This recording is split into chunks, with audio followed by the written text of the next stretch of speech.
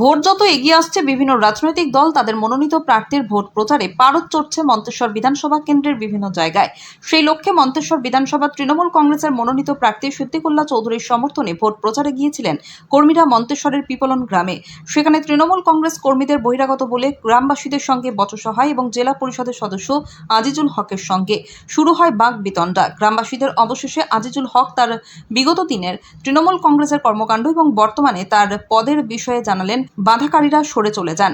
যারা বাধা সৃষ্টি করতে এসেছিলেন তারা বিজেপির কর্মী সমর্থক বলে অভিযোগ তুললেন তৃণমূল কংগ্রেসের জেলা পরিষদের সদস্য আজিজুল হক। এরপরই সিদ্দিকুল্লাহ চৌধুরীর সমর্থন ও আজিজুল হকের নেতৃত্বে পিপলন গ্রামে ফেস্টুন ব্যানার লাগান তৃণমূল কংগ্রেসের কর্মীরা। এই ঘটনার পরিপ্রেক্ষিতে বিজেপির মন্তেশ্বর বিধানসভা কেন্দ্রের কনভেনার ঝুলন হাজরার সঙ্গে আমাদের প্রতিনিধি মোবাইলে যোগাযোগ করলে তিনি জানান, যারা তৃণমূল কংগ্রেসের প্রচারে বাধা সৃষ্টি করেছে তারা পিপলন গ্রামবাসী, তাদের দলের কোনো কর্মী সমর্থক নয়। এই ঘটনার পরিপ্রেক্ষিতে জেলা পরিষদের সদস্য আজিজুল হক ও বিজেপির কনভেনার ঝুলন হাজরা কি জানান শুনুন। ফাইজুল শেখের রিপোর্ট, MBS নিউজ। এতগুলো বাইরে থেকে লোক কি বলছে? বাইরে থেকে লোক? আমার নাম আজিজুল হক, মন্তেশ্বর ব্লক তৃণমূল কংগ্রেস সভাপতি ছিলাম, পূর্ব বর্ধমান জেলা পরিষদের মেম্বার। আমি 10 বছরের প্রধান। আমাদের গ্রামে আপনাকে দেখিনি, আমি তো এই এলাকার জেলা পরিষদের মেম্বার।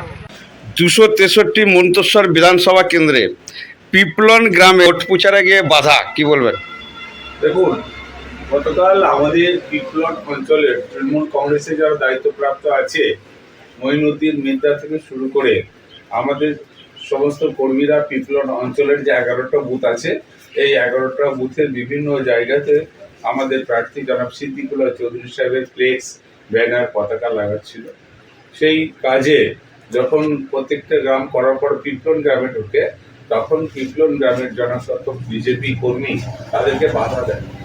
কয়েকজন বিজেপি কর্মী আমাদেরকে প্রচারে বাধার সৃষ্টি করে।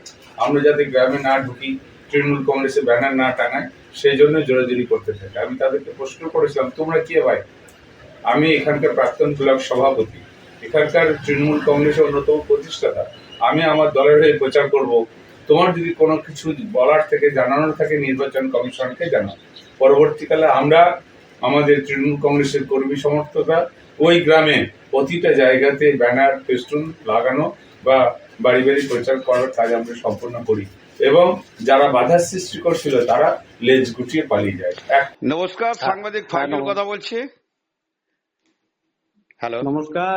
হ্যাঁ, বলছি যে আপনার বিধানসভা কেন্দ্রে, মন্তেশ্বর 263 বিধানসভা কেন্দ্রে পিপলন গ্রামে তৃণমূল কংগ্রেসের প্রার্থী সিদ্দিকুল্লাহ চৌধুরীর সমর্থনে ফেস্টুন এবং ব্যানার লাগাতে গেলে তৃণমূল কংগ্রেসের পক্ষ থেকে জেলা পরিষদের সদস্য আজিজুল হক অভিযোগ করছেন যে বিজেপির কর্মীরা বাধা সৃষ্টি করেছে, কি বলবেন?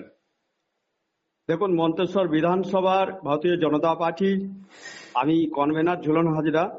আমার কাছে এরকম কোনো খবর নেই এই মুহূর্তে, তবে আমি এইটুকুনি আমি জানতে পারলাম ওখানকার স্থানীয় মানুষ তারা ওখান থেকে ওনাদেরকে চলে যেতে বলেন এবং ওখানে যাতে ব্যানার ফেস্টুন না লাগায় তার জন্য ওনাদেরকে ধাও করে। এবং জেলা পরিষদের যিনি রয়েছেন উনি ভিত্তিহীন অভিযোগ করেছেন। ওনাদের দলে দলে যে গোষ্ঠীদ্বন্দ্ব, সেই গোষ্ঠীদ্বন্দ্বের শিকার হয়ে এখন এই ভারতীয় জনতা পার্টির দিকে ঘোরাবার চেষ্টা করছে। এটা একদমই ভিত্তিহীন অভিযোগ আমি মনে করি। এতগুলো বাইরে থেকে লোক কি বলছে? বাইরে থেকে লোক? আমি জেলা পরিষদের মেম্বার এখানকার। কি বলছো তুমি? আমাকে দেখেননি? আপনার কি নাম? আমার নাম আজিজুল হক, মন্তেশ্বর ব্লক তৃণমূল কংগ্রেস সভাপতি ছিলাম, পূর্ব বর্ধমান জেলা পরিষদের মেম্বার।